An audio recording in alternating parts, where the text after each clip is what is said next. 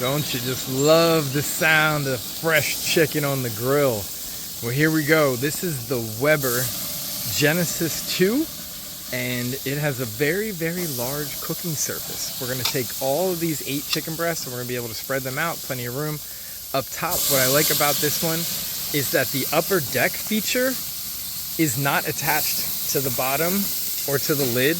It's attached to the actual back of the grill, which keeps it out of the way, and it allows you to throw your chicken in the back or put your burgers in the back and have plenty of room. So when we close the lid on our chicken here, you can see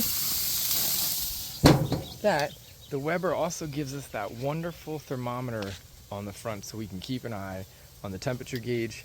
We have the burners. What I like about the burners here is that the red indicates obviously how much gas is flowing. It's got a non-slip. They've been clean. Obviously this has not been covered in a little bit. However, it is still beautiful with a quick wipe down. She's ready to go. I also like the fact that it does connect with the Weber iGrill, as well as on the side here, there is a propane tank indicator to tell you how much gas you have left in your tank. Hope this helps you find the Weber for your backyard.